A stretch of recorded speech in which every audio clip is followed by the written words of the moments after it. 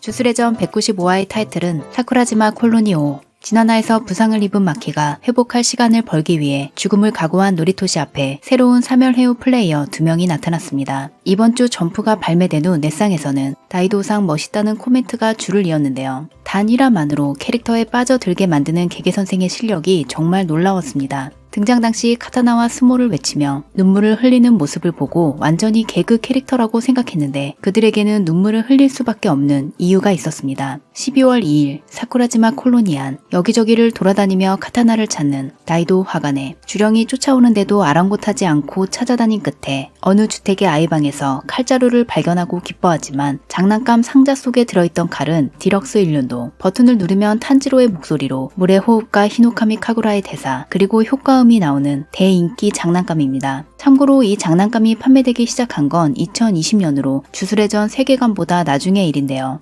여기에 대해서 개개선생이 따로 코멘트한 것도 귀여웠습니다. 그리고 장면이 바뀌어 11월 2일 미오로크주시. 장소는 미야자키로 이쪽은 아직 콜로니에 들어가기 전인데요. 그는 같이 수모를 할 사람을 찾아다니지만 남자, 여자, 아이는 물론 걔한테도 거절당합니다. 그때 어디선가 수모 시합 소리가 들려오고 도쿄에 수모의 성지가 있다는 것을 알게 된 그는 동쪽의 수도, 동쪽은 오른쪽, 오른쪽을 향해 움직인 결과 사쿠라지마 콜로니에 도착합니다. 11월 2일부터 12일 동안 카타나를 찾아다닌 다이도, 마찬가지로 12일 동안 스모의 성지를 찾아다닌 미오. 확실히 눈물이 날 수밖에 없는 상황입니다. 두 사람의 등장에 잠깐 한눈을 판 사이 나오야가 노리토시를 공격하고 갑자기 마키가 나타나 나오야의 팔을 잘라냅니다. 마키는 부상 회복에 5분이 필요하다고 했는데 아직 3분도 지나지 않아 몸을 다 치유하지 못했지만 그런데도 노리토시의 핀치를 못 본 채 하지 않는 마키. 그런 마키를 다시 한번 콜로니 밖으로 내보내려는 노리토시. 두 사람 다 참 착하고 좋은 사람이라는 생각이 들었습니다. 나오야의 팔은 깨끗하게 잘렸지만 바로 회복하는데요. 주령이 되어 비록 이런 외모가 되었어도 반전 수식 없이 치유가 가능한 것은 큰 장점이네요. 한편 마키의 카타나를 보고 좋아서 어쩔 줄 모르는 다이도. 그런 그를 보고 마키와 노리토시의 생각이 일치합니다. 손쓸 수 없는 힘든 상황에서 필요한 것은 외부로부터의 이물. 마키가 건넨 카타나를 손에 들자 3명과 1주령이 압도당하는데 이들을 압도한 것은 주력이 아니라 카타나를 손에 든 것으로 표면화된 다이도의 살상 능력이었습니다.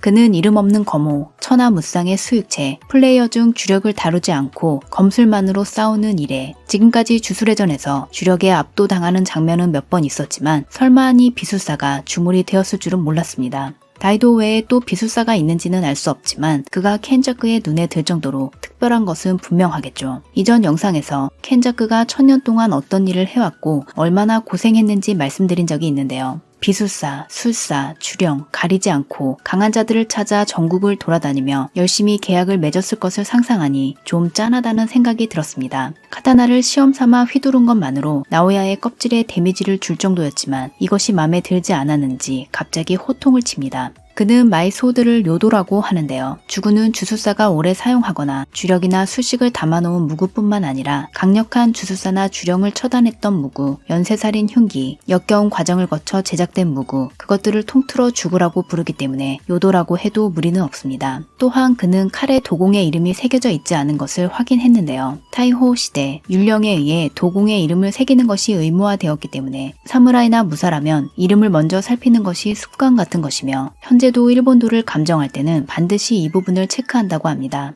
다이도는 비술사이므로 저주가 보이지 않는데요. 카타나를 찾아다닐 때 주령이 바로 뒤에 있는데도 아랑곳하지 않았던 것은 안 보이기 때문이었습니다. 그런데도 그는 나오야의 공격을 가볍게 피하고 두 번째 참격은 검은 궤적을 그리며 날아가 나오야 주령을 1도 양단하는데 이번에는 손에 베는 느낌이 있었던 듯 만족스러워합니다. 그것을 제외한 전부가 보인다는 말을 생각하면 그가 보는 경치는 다른 이들이 보는 것과는 다르다는 것일 텐데요. 마키는 어린 시절 주령을 무서워하는 마이에게 안 보이면 없는 것이나 마찬가지라고 말한 적이 있습니다만 마키가 안 보이기 때문에 없다고 생각한 무언가를 토오지는 계속 보고 있었을 가능성이 있고 여기에 마키 각성의 힌트가 숨겨져 있을지도 모릅니다. 또한 위력이 급격히 올라간 검은 참격이 카타나라면 어떤 것이든 가능한 건지 마이소드 고유의 능력인지는 알 수 없지만 지금까지 특급 주구다운 어떤 화력도 없었기 때문에 확실한 것은 마키가 주구의 능력을 완전히 끌어내지 못했다는 것입니다. 그녀는 주력이 제로가 된 것으로 토지와 같은 스타트 라인에 서게 되었지만 경험치 외에도 아직 자신에게 부족한 것이 있다는 것을 알게 되었기 때문에 이제 레벨업 할 일만 남았습니다. 한편 다이도의 기술을 보고 자극을 받은 미호는 도효를 만들어냅니다.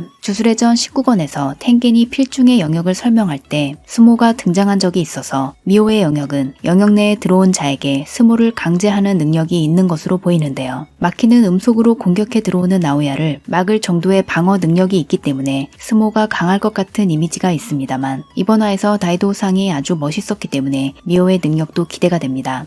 그럼 저는 다음 영상으로 돌아오겠습니다. 구독과 알림 설정을 하시면 가장 빠르게 영상을 보실 수 있습니다. 시청해주셔서 감사합니다.